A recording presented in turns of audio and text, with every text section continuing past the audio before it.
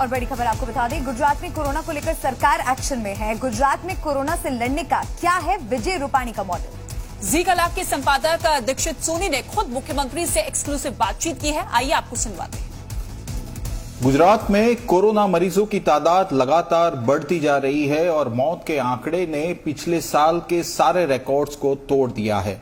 ऐसे में आने वाले समय में राज्य सरकार का स्वास्थ्य संबंधी सेवाओं को लेकर क्या रोड मैप है, उस पर चर्चा करने के लिए हमारे साथ हैं राज्य के मुख्यमंत्री विजय भाई रूपाणी। हम सीधे उनसे बात करेंगे। विजय भाई, आपका बहुत बहुत स्वागत है और बहुत बहुत आपका शुक्रिया कि आपने आपके बिजी शेड्यूल्स में हमारे लिए समय निकाला।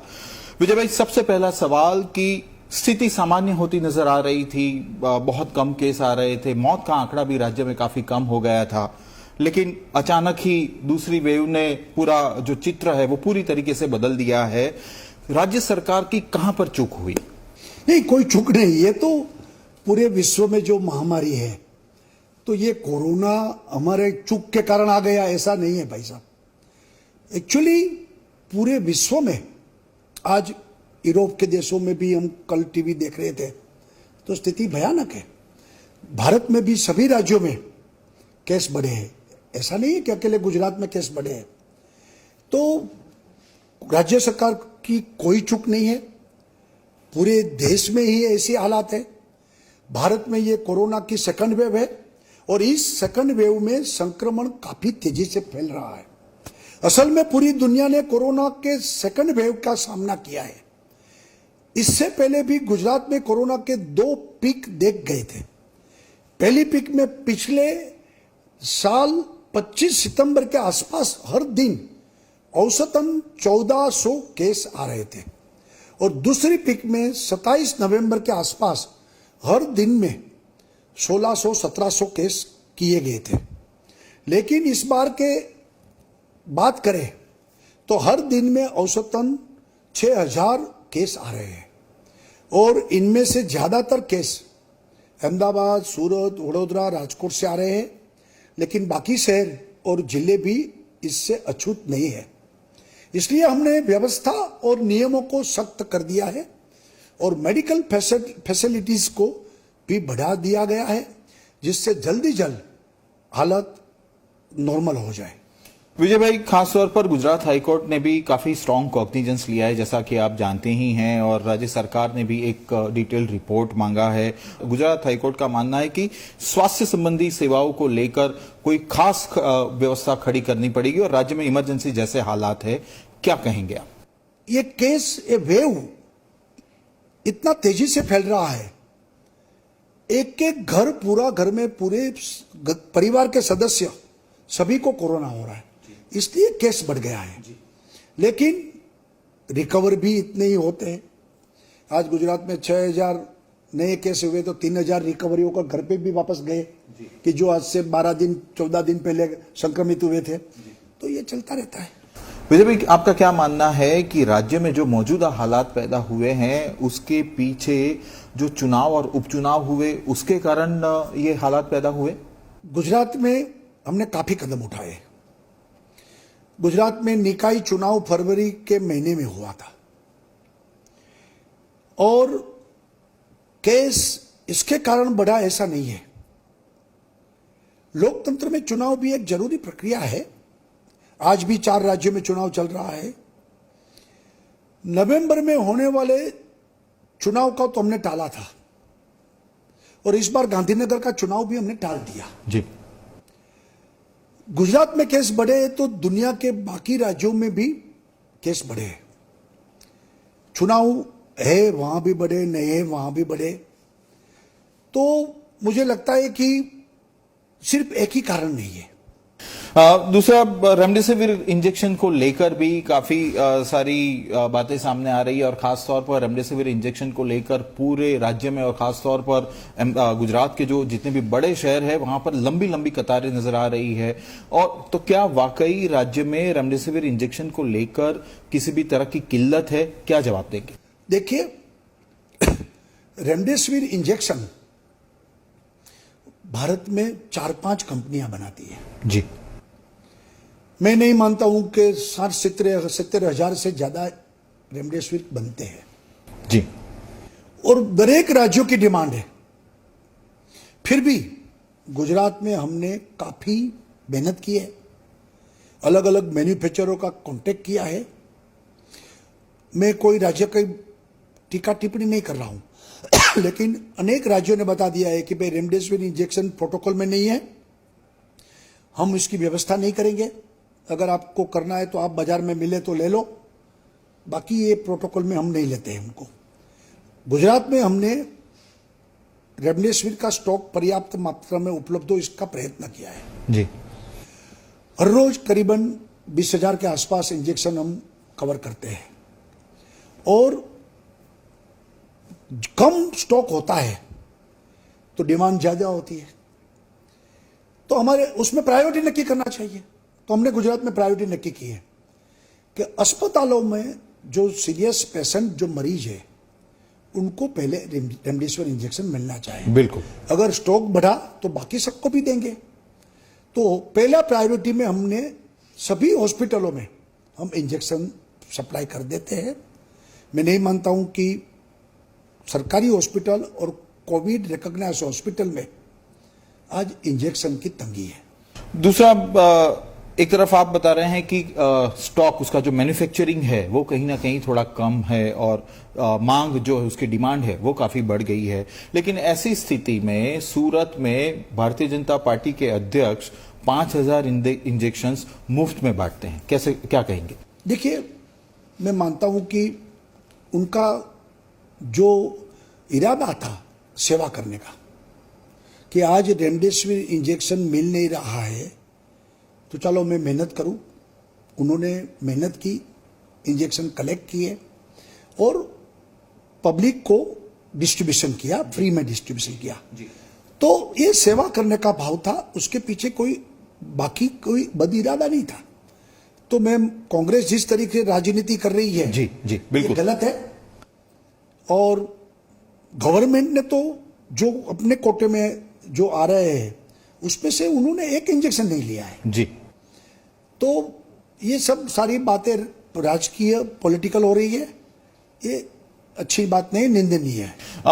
कांग्रेस का जिस तरीके से आपने जिक्र किया विजय भाई, कांग्रेस का सीधे तौर पर आरोप है और कांग्रेस की सीधे तौर पर यह मांग है कि इस पर कड़ी कार्रवाई होनी चाहिए। जिस तरीके से उन्होंने इंजेक्शन बांटे उस पर आपका क्या रवैया रहेगा? और दूसरी बात, कांग्रेस ने आज दूसरा एक अहम ऐलान किया है कि कांग्रेसी कार्यालय है उसको वो कोविड सेंटर में भी तब्दील करने के लिए तैयार है। कैसे देखते हैं, ये राजनीति है या जनता की सेवा की बात कर रहे हैं? देखिए कि कांग्रेस अगर कार्यालय को कोविड सेंटर में बदलती है, अच्छी बात है, करे कांग्रेस, व्यवस्था करे, वो भी लोगों के स्वास्थ्य के साथ जुड़ी हुई बातें हैं जी।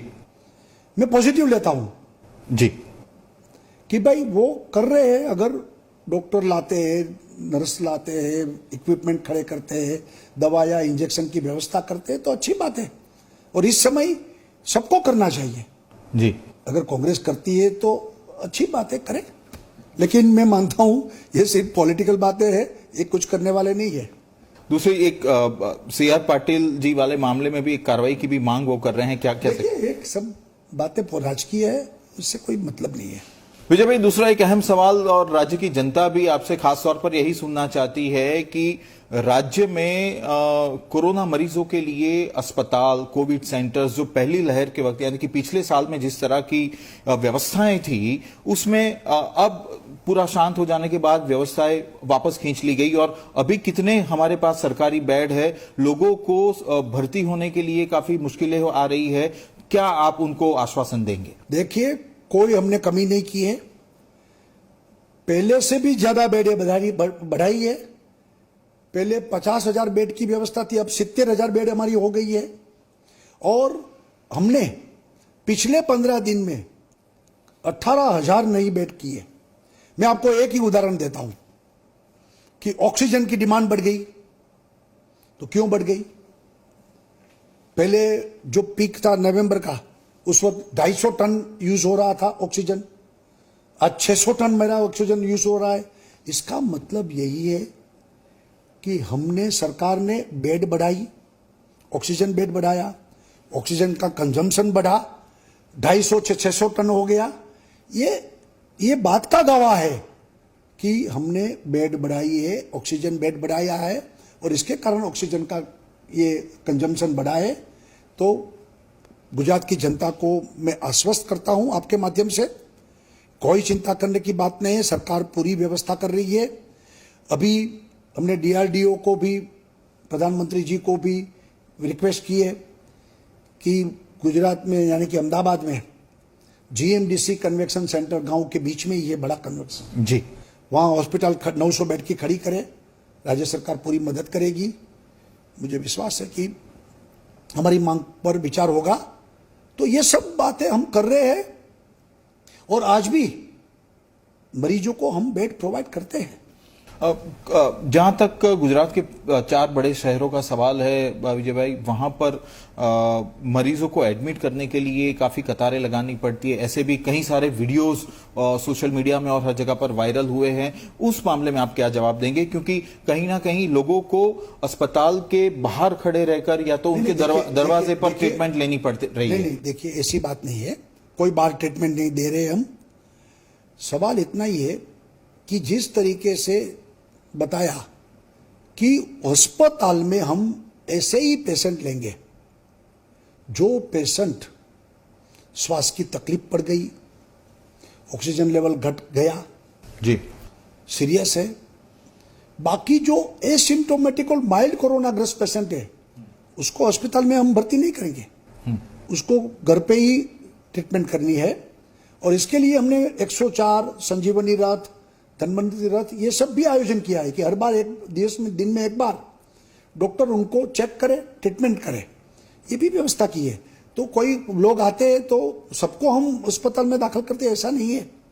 वहां सीरियस पेशेंट, श्वास की तकलीफ जिनको हो गई है, ऑक्सीजन का लेवल टूट गया है, ऐसे ही पेशेंट को हम इंडोर करते हैं। विजय भाई, एक सवाल ये भी है कि लगातार जिस तरीके से रात्रि कर्फ्यू लगा हुआ है पूरे राज्य में, 20 शहरों में, 20 जिलों में जिस तरीके से रात्रि कर्फ्यू अभी फिलहाल लगा हुआ है, ऐसे में क्या आने वाले समय में किसी भी तरह का संपूर्ण लॉकडाउन लग सकता है? क्योंकि लोगों के मन में ये सवाल भी बहुत आ रहा है। लास्ट टाइम लॉकडाउन पूरे देश में लगा था, ये डिसीजन भारत सरकार का था। और मैं मानता हूं कि एक राज्य लॉकडाउन करे तो बाकी राज्यों में अगर है तो इससे कोई फायदा नहीं होगा। लास्ट टाइम तो लॉकडाउन इसलिए किया था कि उस वक्त हमारे पास सुविधाएं नहीं थी। जी, लॉकडाउन का पीरियड में का टाइम हमको 15 दिन का मिल गया जी। तो हमने अस्पताल, बेड्स, ट्रीटमेंट, डॉक्टर, फैसिलिटीज सब खड़ी कर दी। और दूसरा कि लॉकडाउन के कारण हर दिन मजूरी काम करने वाले लोग दिन को कमाते थे, रात को खाते पीते हैं, उसका क्या होगा? जी, तो जान भी है, जहान भी है। और हमने गुजरात के 20 शहरों में 24 घंटे में से 10 घंटा तो कर्फ्यू लगा दिया है। जी। और वैसे भी समर के सीजन में, गर्मी के सीजन में रात को वैसे लोग बाहर बैठते थे, वो तो बंद कर दिया है। अभी हमने डिसीजन लिया है कि ऑफिस में 50% कर्मचारी आए, उसका भी डिसीजन हमने नोटिफिकेशन कर दिया है। जी। शैक्षणिक संस्था बंद कर दी है। जी। तो वैसे बहुत सारे लॉकडाउन तो हो गए हैं। रात्रि कर्फ्यू का जहां तक सवाल है, रात्रि कर्फ्यू के कारण 8 बजे से ही सारी दुकानें वगैरह बंद हो जाती है, धंधा रोजगार को काफी नुकसान हो रहा है। ऐसे में क्या आने वाले समय में राज्य सरकार को एक तरफ से रात्रि कर्फ्यू के कारण भी नुकसान हो रहा है और दिन में कर्फ्यू लगाने के लिए आप बता रहे हैं, तो जो है इसमें से मेरा सवाल ये है सर कि क्या राज्य सरकार इन लोगों के लिए, जैसे कि आपने पहले 1 लाख रुपए वाली एक योजना छोटे रोजगार के लिए लाए थे, क्या इस तरह का आने वाले समय में कोई राज्य सरकार का आयोजन है? अभी तो कोई सवाल ही नहीं है कि 24 घंटे में से 14 घंटा काम करने के लिए मिलता है।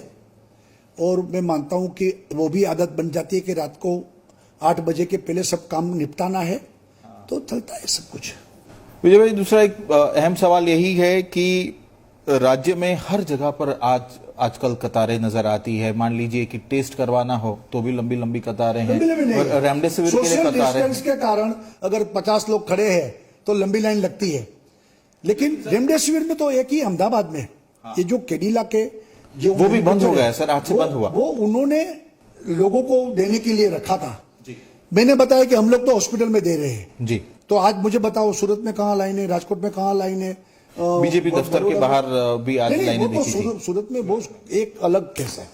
गवर्नमेंट जिस तरीके से मशीनरी से हम बांट रहे हैं उसमें कहीं लाइन नहीं है। लेकिन सर जो लोग जो कोरोना मरीज है वो कोविड डेजिग्नेटेड हॉस्पिटल में एडमिटेड नहीं है, उनके लिए अगर उनको चाहिए तो वो क्या करेंगे? मैं बता रहा हूं कि अगर आपके पास कम है जी तो आपको प्रायोरिटी तय करना चाहिए, और गुजरात सरकार ने प्रायोरिटी तय की है कि हॉस्पिटल में इंडोर पेशेंट कोई हम देंगे और उसको हम पहुंचा रहे हैं। राज्य में ऑक्सीजन को लेकर भी काफी सारी विडंबनाएं हैं और खासतौर बताया ना, हाँ 600 टन हो गया है और वो 600 टन हम दे रहे हैं। और क्या आने वाले समय में सारे हॉस्पिटल्स को और मैक्सिमम बेड्स ऑक्सीजन से लैस हो इस और वेंटिलेटर से लैस हो, इस तरह की व्यवस्था के लिए आने वाले समय में राज्य सरकार कुछ कार्यवाही कर रही है? कि हमने कार्यवाही की, इसके कारण तो ऑक्सीजन का कंजम्पशन बढ़ गया।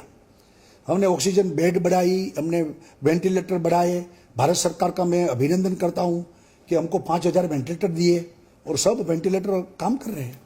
खासतौर पर शैक्षणिक व्यवस्था को लेकर एक पूछा जा रहा है और लोग हमें भी काफी सवाल ये पूछते हैं कि 10वीं और 12वीं की जो परीक्षाएं हैं, एग्जाम ली जाएगी क्योंकि बोर्ड की एग्जाम के बाद उनका भविष्य बनता है जी, तो वो एग्जाम होगी, लेकिन वो कोरोना के एसओपी मुताबिक सलामती के साथ हम एग्जाम करेंगे। खासतौर पर पूरे राज्य की जनता को विजय भाई आप क्या संदेश देना चाहेंगे, क्योंकि स्वास्थ्य संबंधी सेवाओं को लेकर लोगों में काफी विडंबना है और खासतौर पर लोग काफी चिंतित है कि आने वाले समय में क्या होगा अगर केसेस बढ़ गए? देखिए, मैं जनता से यही कहूंगा कि कोरोना का नियम का पालन करें, मास्क पहने, सोशल डिस्टेंस रखें, बिन जरूरी घर से न निकले और थोड़ा बहुत योग, व्यायाम और उपचार करें। कोरोना के लक्षण दिखने पर तुरंत ही टेस्ट करवाएं और तुरंत ही ट्रीटमेंट कीजिए। डरने की जरूरत नहीं है। 1 साल में हमने काफी सीख लिया है, 1 साल में हमने काफी अनुभव भी मिला है, 1 साल में काफी हमारे पास उपचार भी मिला है। जैसे लास्ट ईयर जो 2 पीक आई उस वक्त हमारे पास न तो इंजेक्शन थे, न अस्पताल में पूरा बेड था, न वेंटिलेटर था, न वैक्सीन भी था जी। इस बार हमारे पास वैक्सीन है, वेंटिलेटर है, हमारे पास ये इंजेक्शन भी है और डॉक्टर्स भी प्योर ट्रेंड हो गए हैं, प्रोटोकॉल अच्छा सेट हो गया है, तो चिंता की बात नहीं है। लेकिन डरने की जरूरत नहीं है, लेकिन सावधानी रखने की आवश्यकता है और लोग बिना जरूरी बाहर ना निकले और इस पीक को हम खत्म कर दें तो जरूर कोरोना हारेगा और भारत जीतेगा। बहुत बहुत शुक्रिया आपका, आपने आपके बिजी शेड्यूल्स में से हमारे लिए समय निकाला। तो ये थे राज्य के मुख्यमंत्री विजय रूपाणी, जिनका साफ तौर पर यही मानना है कि राज्य में ये दूसरी कोरोना की जो लहर है उसके कारण ये हालात पैदा हुए हैं और राज्य सरकार इस हालात से निपटने के लिए पूरी तरीके से तैयार है।